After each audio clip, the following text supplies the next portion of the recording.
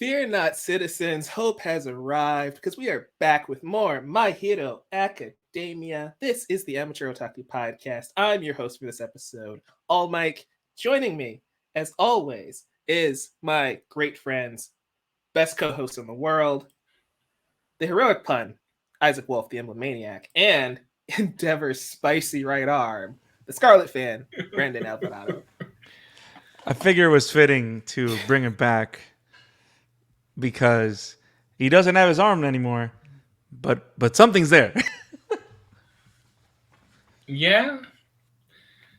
And Mike, before we go into this chapter, since you have, I know that you are running that show, but I have to ask you, what's your opinion of the chapters that you haven't been a part of before we go into these?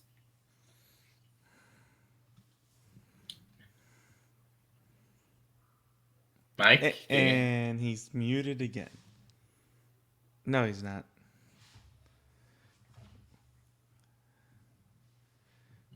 Okay. So, you can hear me, right, Brandon? I can hear you. I can hear you phenomenally. It looks like Mike is having some technical difficulties.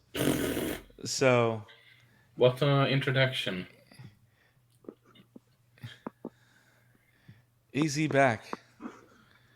My computer died, so I'm back. That's all. I'm on my cell phone. Whatever. Hey, the funny thing is that the audio quality is actually pretty cool, so you're good.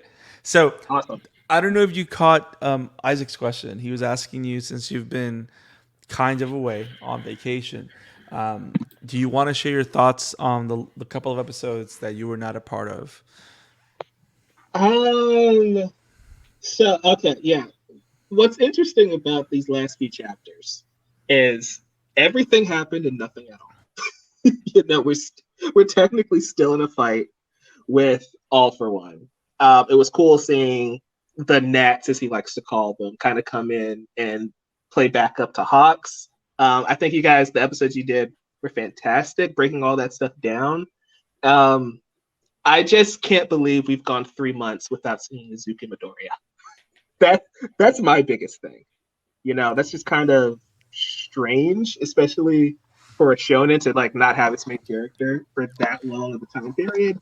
But I have enjoyed all the chapters, in this little arc until now, so it's really cool to see where it kind of goes from there. And it's funny you say that because when you say 3 months, it sounds like a crazy amount of time. But we really haven't seen him since this war began. We haven't seen him pretty much at all. We maybe saw him interact with Toga, but he's like, okay, I'm gonna go. Bye. That's pretty much all he did. And he's been flying all this time, which, by the way, he officially flies now, apparently, because we haven't really seen him land and jump again and float. So apparently he just flies now with the air shots or whatever. The air shots and float combined probably just give him sustained flight. Right. Nice. Yes. That's very DC of him. Yeah. But yeah, it's like we haven't seen the main character at all. But you know what? On one hand, do we miss him? Do I miss him? Yes, I do. But on the other hand, I also kind of think that I kind of like spending this. I kind of enjoyed this time that we've spent with All for One. I like the fact that they're drawing this fight out. Does that make sense? Mm-hmm. Because up to Camino is that was the city where All Might gave his last stand, right? It was Camino, right? Yes, I believe it was. Yes, it was a while since that fight happened. Right. So up to Camino, and maybe little hints here and there from the breakout from Tartarus. We rarely have spent any time with All for One. This is the most consecutive time that we've spent with All for One. And I think it was overdue. And I don't know. We're seeing a lot of badass stuff happening with Endeavor, and all that stuff. So I think it's pretty cool. So I like that we've been spending a lot of time with All for One, which I think was overdue. So I've enjoyed it a lot. For him to be the big bad of the series, it's about time we got to see him also outside of his element, right? We either see him in that room with the doctor, or we saw his one encounter with All Might. So seeing him play off of Hawks and Endeavor, and not having to focus on one for all, it's kind of nice. So I do appreciate that. Right. I mean, also, I will say this, and I know I'm going to get a ton of flack of on this, but I dare argue that Deku is the least interesting character of the bunch, so I don't mind this. Honestly, I don't think he's not interesting in all that, yes, but he is the least interesting, honestly. What do you count as the bunch, though? Because we know good and well Deku's more interesting than Mineta. Okay. Damn. Yeah, okay. Honestly, I pretend that Mineta doesn't even exist in this franchise, but sure. Okay, but that's my point of like, who are you ranking Deku against? And it is a budgetary issue. Oh jeez. Oh, for fuck's sake, mate. The past never dies. Yeah. I would say, for example, yes, Shoto and the Todoroki family is much more interesting than him. Well, they're meant to be. I mean, you know what? You have a valid point, because for us to say that Deku is the most interesting character in the manga, it's not true. But I think the strength of that character, which I think is as good a time as any, because Mike brought up the fact that we haven't seen him in 3 months, right? Yes, 90 days. Right, we haven't seen him. You brought up the fact that there's a lot more interesting characters out there, and I think both are perfectly true. But I like the fact that that's by design, because you got to think about the reason Deku was so fascinating and so intriguing is because for those first big arcs and seasons, he is the most relatable character in that show. Anybody can connect with him. But after like Camino and other moments, there's so much big stuff happening in the world that Deku is the main character, but what's happening in the world is more important and more interesting. And I think that's by design. I would argue that Deku is very reminiscent of a lot of Western comic book characters, in the sense that in the world of the DC universe, Superman's not the most interesting character by a long shot. Right. But he's one of the more relatable characters. And you just have an attachment to that type of character. Even though, Batman, Flash, Green Lantern, Green Arrow, Nightwing, all these other characters might be more interesting, Superman is still a relatable character that most people enjoy and like and care for. Same with Spider-Man, right? Like, I feel like in a world where Norman Osborn is the Green Goblin, Harry Osborn is also destined essentially to become a proto new Green Goblin, somebody can look at that and say, well, the Osborns are way more interesting. That family dynamic is so crazy, and where they end up is so horrifying and tragic. They're way more interesting than Peter Parker. I feel like Izuku's kind of the same way, where it's like the Todorokis are more interesting. They're more tragic. That's by design. They're like Brandon's been saying, they're supposed to be that way because we're seeing the world of My Hero Academia. And it's one of the issues I had with Naruto as a series, right? Is that in Naruto, all of the interesting storylines are given to Sasuke. None of them are really given to Sakura, so you don't have that right balance between those three characters. In My Hero, I feel like they do a good job of balancing Deku, Endeavor, Todoroki, Hawks. Another coin to the Naruto jar. Yeah, I didn't even make it a full episode. I'm sorry. But I'm just saying, like, the way that the stories are structured, Deku served his role, and that's also why My Hero Academia is coming to a close. Because honestly, Deku's character arc has been fulfilled. It's been fulfilled since the overhaul arc. Right. We're just waiting for it all to play out now. Right. I would even say, to me, one of the more interesting characters and one of the most heroic figures that I've grown to enjoy, because Deku is such a great gateway character, because that's what he is, right? Especially how the whole mumbling and the way he idolizes hero society, right? The way he has a million notebooks, like I have a Yeah, million yeah, notebooks on this show right now. right, right.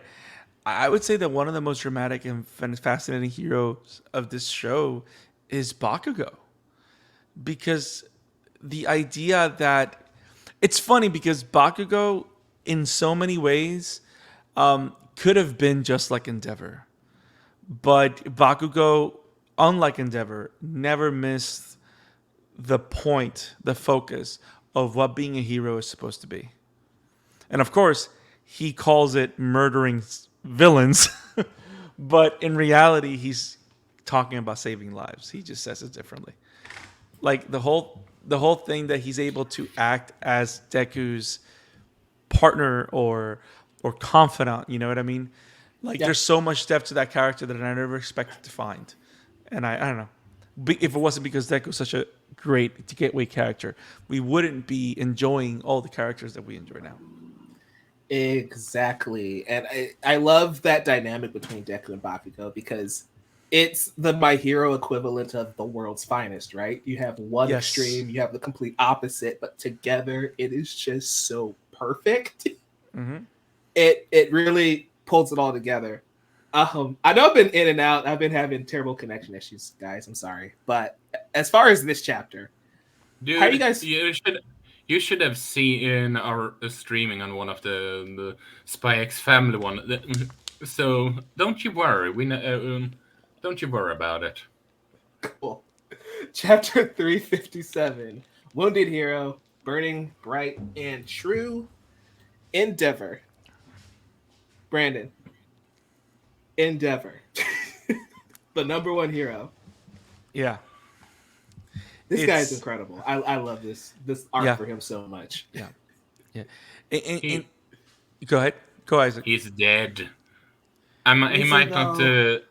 I'm sorry, but at this point, he's a goner. I don't think he's going to survive. It's very possible. I mean, I'm okay if that happens, because I think, you know what, and I'm gonna say it because I think it's typical anime kind of. Unless you're the main character or you're crucial to the last little bits and pieces of the plot, right? Once you finish your arc, you kind of don't. You're kind of not needed anymore.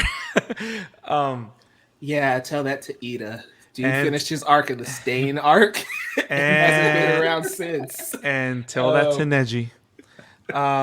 Oh, burn. I mean, Prominence burn. Damn. So the whole thing with Endeavor that I like is the fact that I think that Endeavor's arc ended in the last chapter. Like his story arc, because we finally got to the bottom of what makes him tick. Like the revelation of the last chapter that he has this innermost hatred of himself because of his father's failure and how he's carrying that generational guilt, right? Which, interestingly enough, it's kind of what was haunting Shoto in the beginning of the book. This weight of knowing that Endeavor is his dad and knowing that Endeavor is this horrible person, but nobody knows. You know what I mean? Like he's carrying that guilt from his father. That like you and said, the it's generational, and that's what's so crazy is that right. Endeavor's father led him to be one way, which led him to try and overcorrect it, and it ended up abusing Shoto in Correct. another way. Crazy. Right.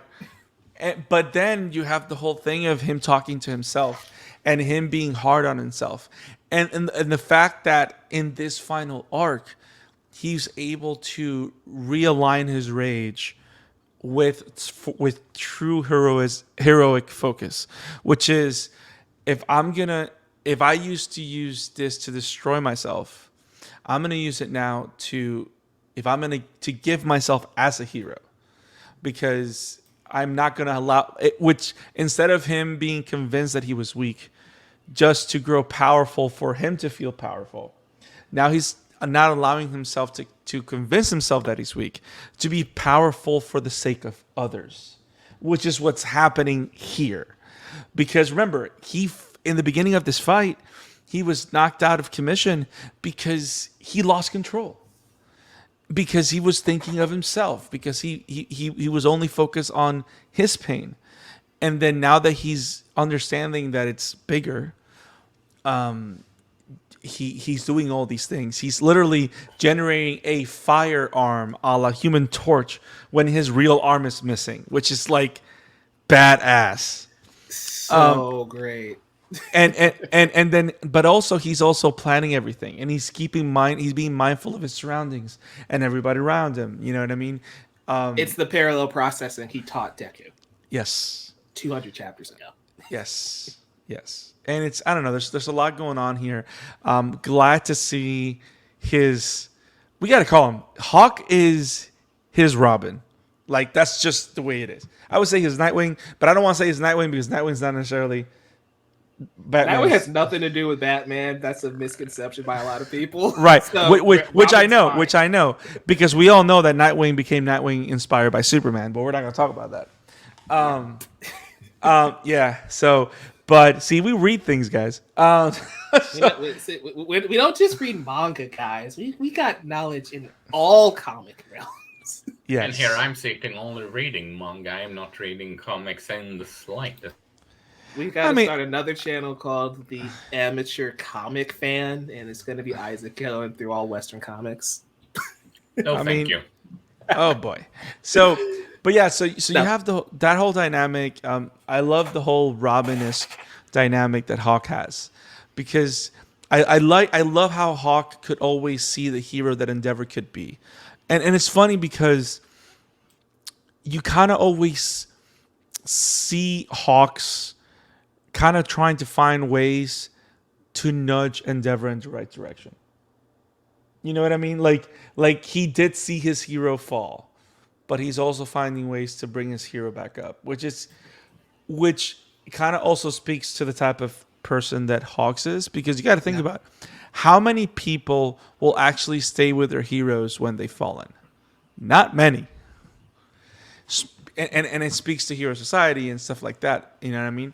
But yeah, it's been very, very dramatic and powerful, and it's only 30 pages. I know, right? And for being for being a very Endeavor centric episode, a chapter, oh boy, how it ends. But we're not gonna get there yet. Endeavor, you guys go. I've talked too much. Isaac, man, you said that you think Endeavor is not going to make it through this fight. And I think that's the perfect leaping off point, because, like Brandon said, the way this chapter ends, it's insane. And we posted on the Twitter account that Horikoshi went way too hard in some of his artwork. Like, I love the full cover page. Wounded heroes are always the scariest. But I love how that comes back in the second to last page. Villains are also scariest when wounded. And that I know that I'm a broken record when I'm saying this, but pictures like that, pages like that just proves a point even further. Say the thing. Say the thing. He should do a horror manga. Yeah, yes. That goes in the tip jar along with the Naruto references. I mean, am I wrong? I mean, Isaac, you're always wrong, but we're not going to tell you that. We were. I was. That's you, not me, buddy. Oh, can we just appreciate the crispy, all for one art here, and that he's burnt up so much that we see his eye again. That's the thing, though. Are we supposed to? I have a question. Yeah. Are we supposed to believe that the eye is being revealed because of the burns, or is that eye a new quirk? So this is where things get really, really crazy, because nobody thinks Endeavor is one, but there's a moment where you see like the body disintegrating, and then you see All for One talking about, yeah, this body's about to be useless anyway. Let's get crazy with this quirk enhancing bullet from the Overhaul arc. That you can also see in My Hero Academia Vigilantes, just so you guys know. That we are covering. Link in the description. But you see him using the trigger. And so is this regen? Is he regenerating? Or, like you said, is it that he's being burnt away so much we finally get to see his eyes? It can go either way. But then again, you got to think about this. Are we, because remember the whole thing with Overhaul, he wasn't just trying to do the enhancement. He was trying to do something with Ares quirk as well. Yeah, Because he had the erasers and he had the boosters. And since this So- is not colored, I can't tell which bullet this is supposed to be. true, but interestingly enough, we do see Ares. So and the one thing that we've seen Ares do in battle before is what? Avoid, not allow Deku to deteriorate. Ice cream is here Thank you. on the table. So it's one of those things. I don't know, man. Yeah. I'm scared. I'm scared right now. It's a terrifying thought, honestly, because like if it's anything to do with All for One, and then you show me Ares' face, I'm in immediate panic mode, regardless of what's about to happen. But not only that, it's like I'm more certain than ever that what's his name? Lemillion. Lemillion, thank you. Is there protecting Eri now? Honestly, I'm even more sure on that theory. I wouldn't be now. surprised. I wouldn't be surprised. I mean, he's technically been like his guardian, her guardian, right? The three people in charge of Eri are Eraserhead, Midnight, and Togata. So one is in battle, the other one is deceased, and so that just leaves our man Mirio. So I wouldn't say that's not possible. Yeah. Unless she's with All Might. I mean, she could be with All Might, but Yeah. Now, it's funny because I kind of would think that this chapter would end with All for One's weird, ugly face, but it doesn't. there's another. Yeah. Midoriya. And then Deku's just like, oh boy, what's going on? They say the Star Wars line. I've got a bad feeling about this. What does Deku see? And can we shout Flying out? Nomos? Maybe. Maybe. Maybe. Also, I have to ask you guys something. I am checking my chapter while we speak, which I didn't think about until now. What's Doesn't that? it look like in the right page next to I got a bad feeling about this.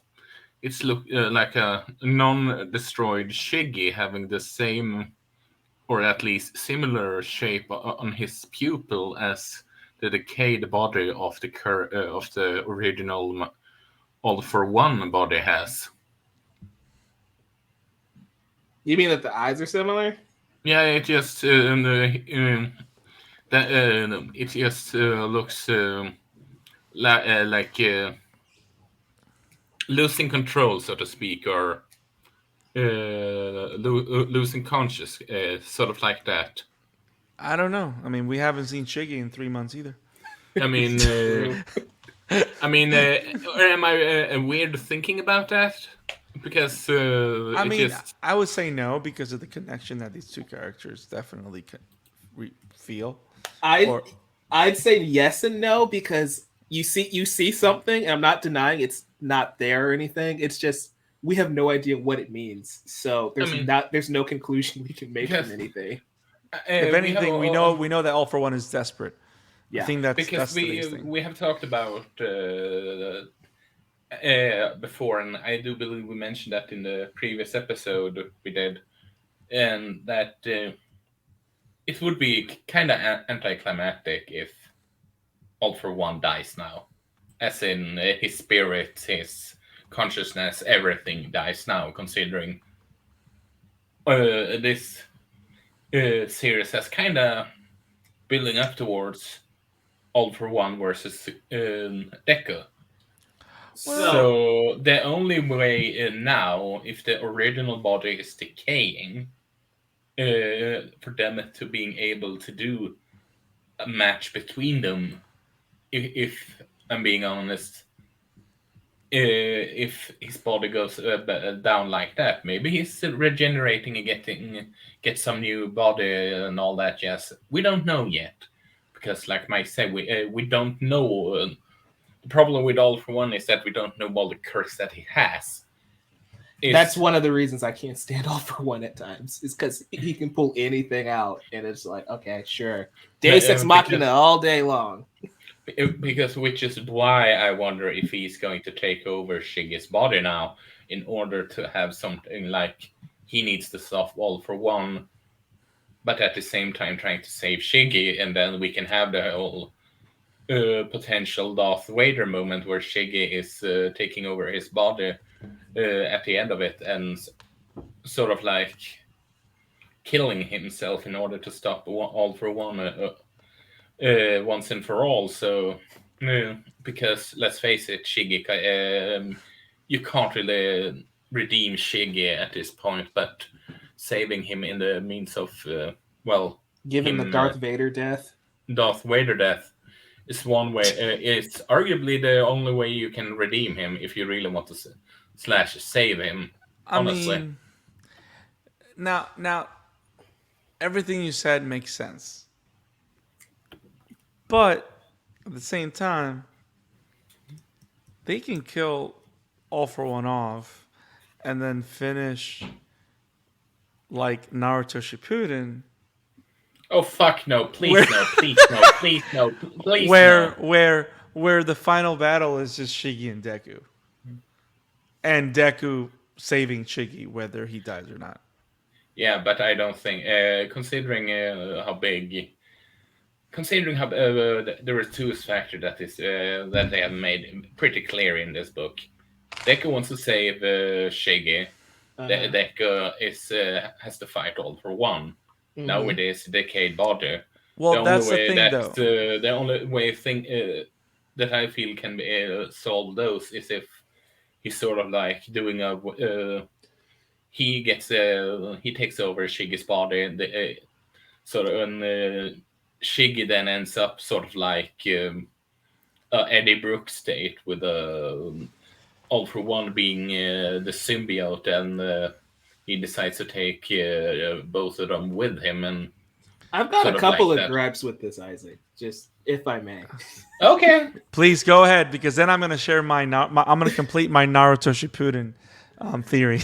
I just want to bounce off of that for a second. If we're talking about redemption, you can't sit up here and accept Naruto and then say Shigaraki can't be redeemed when Orochimaru was over here getting redeemed at the end of Naruto Shippuden. No, not even at the end. Not even at the end. Before the last act of the war begins, like that early. I don't. I think that he gets. I wouldn't say redeemed, but accept all is good and all that. Yes, I call bullshit on that. So no, I don't like that one either. But I'm just saying it's a possibility. That's all I'm saying. But my real point is that why does Shigaraki have to be redeemed? Like the moral of the story could just be Deku can't save everyone. Like I feel like a lot of people are fixated on Deku wants to save Shigaraki, which he does, but he might not be able to save Shigaraki. And there's just a real possibility of All for One and Shigaraki are just irredeemable at this point, no matter how hard Deku wants to try. And that can be the blow like to Deku, you know? You mean sort of like, I know that it might sound a weird analogy, but that's the best way I can I can think of Paul Kent and Heart Attack, if you get what I mean. Sure. You get what I mean. Whose heart attack? So in Superman the movie, Pa Kent has a heart attack, and Superman basically decides, I can't save everyone from natural causes, but I will save them, because. But you see, that's there's a. Okay, go ahead. I didn't know what else to make an example of, because you guys know what I mean. I get you. This is where I'm coming from. It's an Avatar reference. Here we go. So in Avatar: The Last Airbender, Zuko is redeemable because he is not 100% evil. Azula, his sister, is not. And as much as Zuko wants to save his sister, he simply can't, and she goes insane. Has to be locked away in the insane asylum at the end of the series. That just might be what ends up happening here. Deku can want to save Tomura, like Shoto wants to save Dabi. Doesn't mean it's going to happen. So I'm not going to get fixated on it be anticlimactic, or it wouldn't be satisfying if All for One died this way, because we still have to resolve the redemption arc for Shigaraki, because Shigaraki probably doesn't get one. There's been nothing set up that suggests he needs one. That's something that we can see happening, but I'm not going to sit here and say that's 100% what's going to happen with that character. Brandon, what was your thing? Sorry. So, here is why I think that there is enough base to redeem Shigaraki. I mean, I've been saying for like a year that you can do that, and that's probably what's going to happen. Right. But I don't think it's set in stone. That's all I'm saying. True. And I agree with that. I think that Horikoshi has surprised us enough, right? With certain twists and turns to keep us wondering what direction he'll go.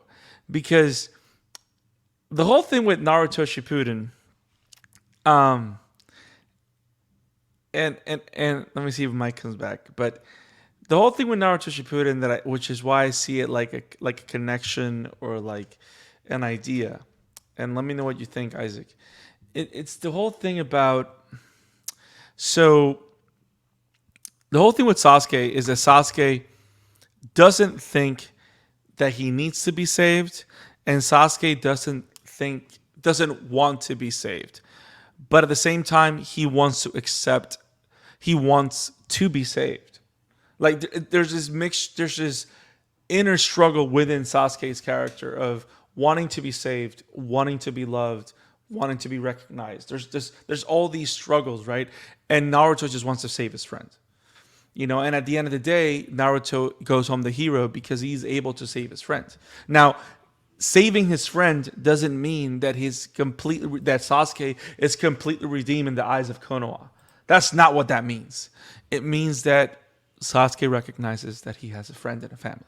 You know what I mean? And to me, the nugget in Shigaraki's story is the fact that he always wanted to be a hero. And because of All for One's nurture and the nurture that he received from his family, in the sense of his sister, his dad, and sadly, the horrible quirk that spontaneously came up in his life, all those things influenced the person that he became. So it also becomes kind of this nature against nurture kind of like dialogue. Does that make sense? Yeah. Which is why I think there's always that possibility. It's not set in stone, like you said, but that's why I think that the figure of All for One can go away in a sense to actually create to be able to, so that debate can take place, and also for us to be able to answer the question, who is too far to be saved? The person that just is not redeemable, or the person that doesn't want to be saved? Because also those are the other, because you got to think about it with everything that Horikoshi has discussed of what makes, because he has literally deconstructed the ideas of what a hero society can be almost to the most minute detail, which I think it's impressive. Now, it's why that villain arc is so special for so many people. Right. And now but that also opens up the idea that what are the psychological or philosophical topics of heroism that he hasn't finished talking or exploring is the idea of who is beyond saving. That hasn't been explored, and I think that's one of the main roles that Shigaraki's story is there for. Because you got to think about the only person that wants to save him is Deku. Which is Everybody why else thinks is too far gone. Which Which I is think why it I think his way of saving is going to do the Darth Vader treatment, especially with how big of a Star Wars fan. that is Prokof totally I find it very interesting that you pull Horikoshi's Star Wars fandom for everything that fits your theory.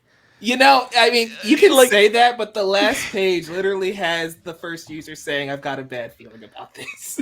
True. Yes. But yeah, it's I think there's nuggets there. There's little things here and there to find out what's going on with Shigarowski's character. Like, I mean, but the question is, would it be satisfying if he is redeemed? What does redemption look like? Because the thing is that a lot of times, I think we're all, or there's this wildly common misconception of what redemption looks like on a character basis. A lot of people think redemption is the Zuko arc, right? Where he goes from bad to 100% good. And that's not necessarily the case. Because interestingly enough, with Sasuke, it wasn't the Zuko route, right? With Sasuke, it was, okay, he now does the dirty deeds for the village that nobody does. Like, literally, he's the one-man Ambu. That's what he becomes. You know what I mean? Like, he's still dealing in the darkness, but now he's doing it with the focus on family and without an arm. Which, just like Vin Diesel in Fast 11. Oh my God. The fact that we know that might happen, it's horrible. Do you imagine that they bring Transformers back and just put them in Fast and the Furious? But amazing. I wouldn't be surprised if they do a Fast and Furious X Transformers X Jurassic Park crossover at this point. X Beast Wars. X gonna give it to you. Also, my God. Oh my God. That was amazing. Well done. I have to point out something. Yes, sir. Denki-in's fighting style never changes. It's fairly static.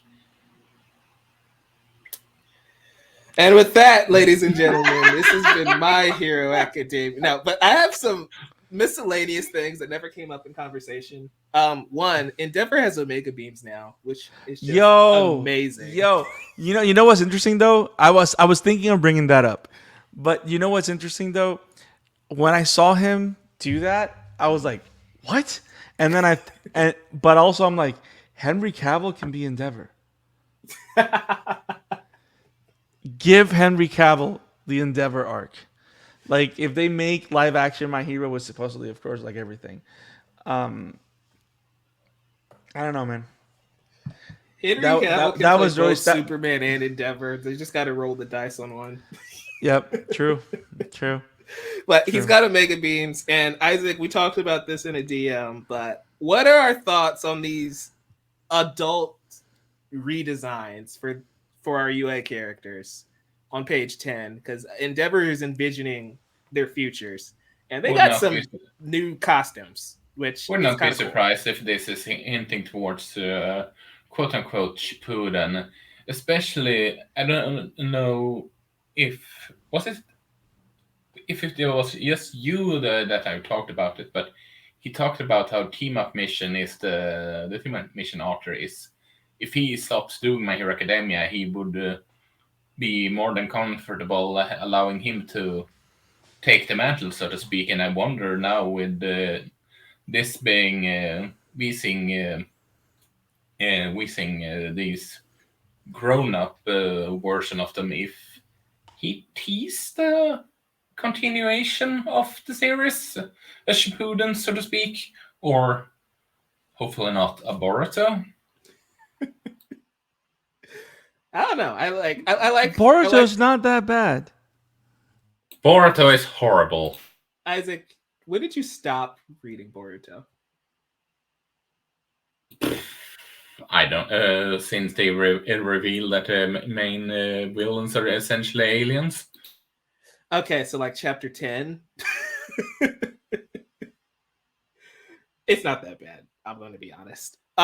Anyway, Brandon, did you have any thoughts on the like? We don't get a good glimpse, but we do see like Deku has a new costume. Bakugo has like a really cool like explosive braid at the back of his head and new gauntlets.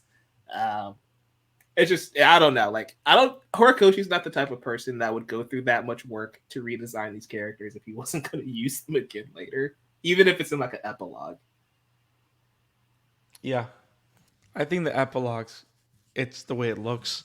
Mm. But also, it makes me think that's the kind of vision you give a character before he dies. Yep. Yeah, that's. Well, the good thing is we're not going on break, so if he's gonna die, he's gonna die very soon. See you guys after the 4th of July for Endeavor's funeral. Oh my god. That sounds very morbid. Yeah, I mean, when you leave us with the I mean, second he to went. last page, He went out on a boom. yeah, big boom.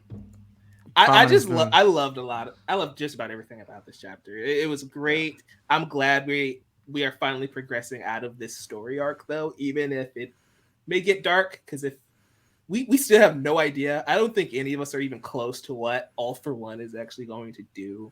But moving that along, seeing what Deku is about to run into, like Isaac said, flying nomas. I think it might just be Danger Sense saying, "Hey, go fight All for One and help Endeavor." Because he's supposed to get to Shigaraki. What if he has to take a detour and help in these other battles? That's of course. Let's handle the side quest and forget the fact that you have to get all the other programs to get help Gaia. That was an internal joke. I mean, so in Breath of the Wild, you have the option to go fly straight to Ganon. Nobody does that. Come on, you got to do a million side quests. You got to upgrade your armor. You might stop at Hatsume for a minute, get a new and then cape. break it. Exactly. Break his gauntlets. You know, it's all a thing. It's a totally within Deku's character to do that. We just need Bakugo and Mirako to not die, for the love of God. Please, don't die. Guys, do you have anything else for this chapter? No, man. I think we've said enough. I don't know. It was a very simple chapter. I feel that these two were very brisk, but a lot happened action wise, and that was great. But yeah, we need story. We need story. I need it. I need a nap. That's the hard part when we're in these war arcs, right? Where you got to get through a billion battles, so there's not a lot of story content going through until you get like these small internal monologues with Endeavor. Right. That's the annoying part of getting to the end of a battle shonen for me. Yeah.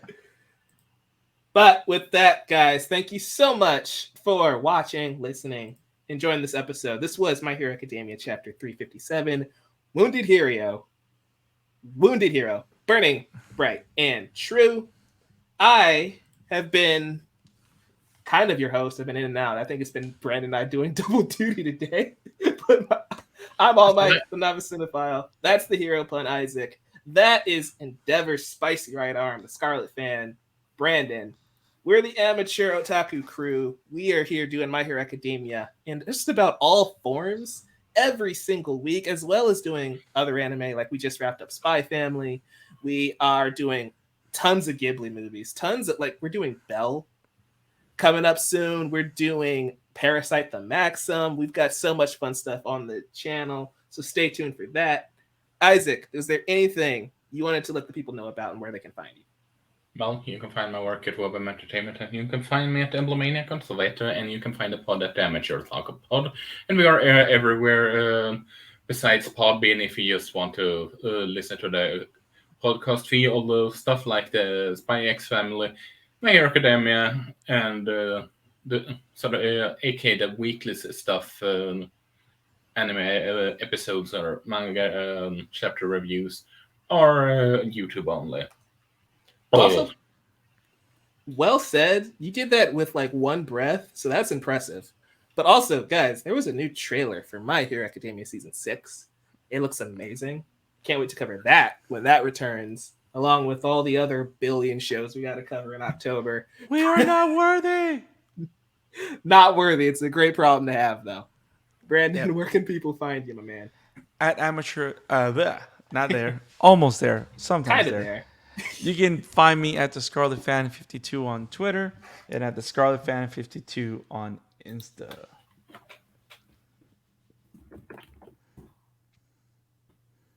Okay. We will see you next time, my peoples.